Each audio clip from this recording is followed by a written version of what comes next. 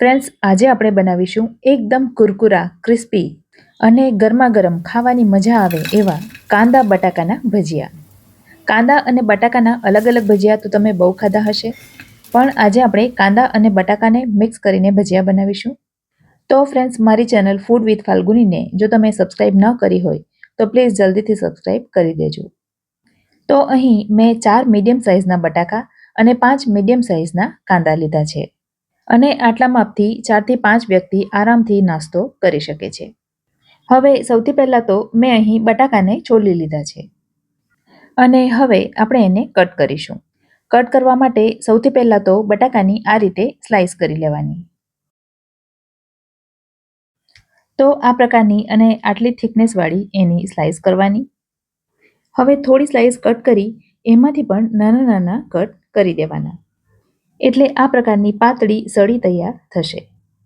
તમે વિચારતા હશો કે એના કરતાં તો બટાકાને છીણી લઈએ તો પણ ચાલે, પણ ફ્રેન્ડ્સ, છીણવા કરતાં આ રીતે કટ કરેલા બટાકામાંથી ભજીયા બનાવીએ તો રિઝલ્ટ ઘણું સારું મળે છે અને ભજીયા ઘણા ક્રિસ્પી બને છે. તો થોડી મહેનત લાગશે, પણ આ રીતે કરો તો વધારે સારું.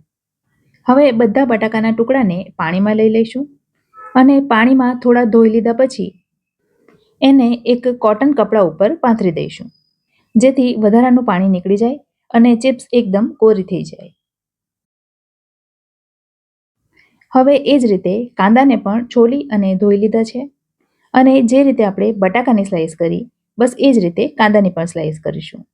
પહેલાં ડીટાનો થોડો વધારે ભાગ કાઢી નાખવાનો, જેથી કાંદાની એક એક સ્લાઇસ છૂટી પડી જાય. અને ત્યાર પછી આ પ્રકારે કાંદાની પણ પાતળી પાતળી સ્લાઇસ કરી લેવાની. બીજી તૈયારીઓમાં શું કરવાનું છે એ આપણે રેસીપી સાથે સાથે જોતા જઈશું. હવે કાંદાની અને બટાકાની બંને સ્લાઇસને એક મોટા વાસણમાં લઈ લઈશું અને સૌથી પહેલાં એમાં 1 ટીસ્પૂન જેટલું મીઠું ઉમેરી દઈશું. અને મીઠું ઉમેર્યા પછી બધું સરસ રીતે મસળીને મિક્સ કરી લેવાનું. મીઠું ઉમેરવાથી એમાંથી જે કંઈ પાણીનો ભાગ હશે એ છૂટો પડી જશે, જેથી ભજીયા તળાઈ ગયા પછી લાંબા સમય સુધી ક્રિસ્પી રહેશે. અને હવે એમાં મસાલા કરીશું. મસાલામાં અહીં મેં 4 થી 5 નંગ જેટલા મોળા મરચાં લીધા છે. આ પ્રકારના લાંબા અને આછા રંગના મરચાં આવે છે એવા 4-5 મરચાંની પાતળી સ્લાઇસ કરી લીધી છે અને એ ઉમેરી દઈશું. આ મરચાંથી ભજીયાનો એક અલગ સ્વાદ અને સરસ સુગંધ આવે છે, તો એ ખાસ ઉમેરવાના. હવે 1 ઇંચ જેટલા આદુના ટુકડાને ઝીણો ચોપ કરી એ ઉમેર્યો છે. અહીં તમે આદુ મરચાંની પેસ્ટ પણ ઉમેરી શકો, પણ આ રીતે ચોપ કરીને ઉમેરવાથી પણ ભજીયાનો સ્વાદ ખૂબ વધી જાય છે. હવે 1 કપ જેટલી ઝીણી સુધારેલી કોથમીર ઉમેરી છે અને થોડા ઉમેર્યા છે મીઠા લીમડાના પાન. હવે 1 ટીસ્પૂન ઉમેરીશું ચાટ મસાલો. 1 ટેબલસ્પૂન એટલે કે 1 મોટી ચમચી ભરીને ઉમેરીશું ધાણા જીરું. સાથે જ ½ ટીસ્પૂન ઉમેરીશું હળદર. 1 ટીસ્પૂન ઉમેરીશું આમચૂર પાવડર. આમચૂર પાવડરના બદલે તમે લીંબુનો રસ પણ ઉમેરી શકો. અને 1 ટીસ્પૂન ઉમેરીશું ચીલી ફ્લેક્સ. અને ચીલી ફ્લેક્સના બદલે લાલ મરચું પાવડર પણ ઉમેરી શકાય. ચપટી જેટલી હિંગ ઉમેરવાની. ½ ટીસ્પૂન ઉમેરીશું ગરમ મસાલો અને 1 ટીસ્પૂન અજમો ઉમેરીશું. અને આટલી વસ્તુ ઉમેરીને બધું સરસ રીતે મિક્સ કરી લઈશું. લોટ ઉમેરતા પહેલાં મસાલા સાથે બધું સરસ મિક્સ કરવું ખૂબ જ જરૂરી છે.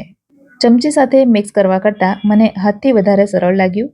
તો હવે આપણે એમાં લોટ ઉમેરવાના છે, પણ લોટ ઉમેરતા પહેલાં ભજીયા તળવા માટે તેલ ગરમ થવા માટે મૂકી દેવાનું, કારણ કે લોટ ઉમેર્યા પછી તરત જ ભજીયાને તળવાના હોય છે.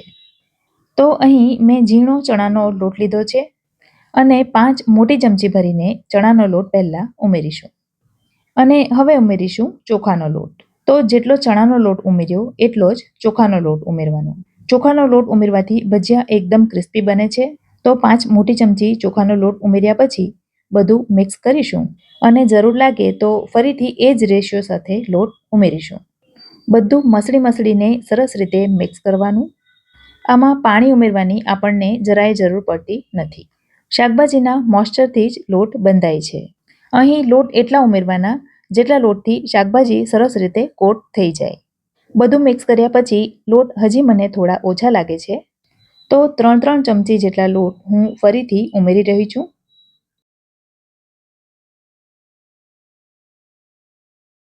અને ફરીથી એ જ રીતે બધું પાણી ઉમેર્યા વગર મિક્સ કરી દઈશું.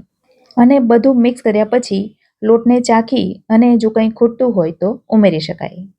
તો 1 ટીસ્પૂન જેટલો આમચૂર પાવડર અને હાફ ટીસ્પૂન જેટલું મીઠું મેં ફરીથી ઉમેર્યું છે. અને હવે ફાઇનલી લોટને ભેગો કરી લઈશું.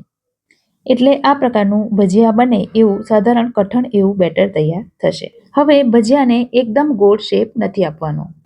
બેટરમાંથી થોડો ભાગ લઈ તેલમાં મૂકી જ દેવાનો છે. હવે ભજીયાને જ્યારે તેલમાં મૂકીએ ત્યારે તેલ સારું એવું ગરમ હોવું જોઈએ.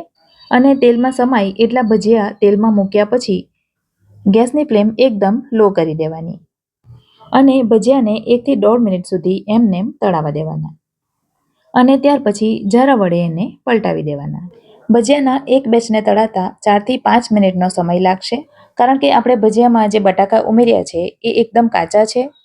માટે ધીમા તાપે એકદમ લાલ રંગના થાય ત્યાં સુધી એને તળવાના. અને ધીમા તાપે તળીશું તો જ એ ક્રિસ્પી પણ થશે. ભજીયા તળાઈ જાય એટલે એને એક ચાળણીમાં મૂકી દેવાના, જેથી એ લાંબા સમય સુધી ક્રિસ્પી રહે. જો એને પેપર ઉપર મૂકીશું તો પણ એ જલ્દી નરમ થઈ જાય છે. હવે જો તમને ભજીયા હાથથી તેલમાં મૂકવાનું ન ફાવતું હોય તો આ રીતે ચમચીમાં બેટર લઈ લેવાનું અને બીજી ચમચીની મદદથી તેલમાં સરકાવી દેવાનું.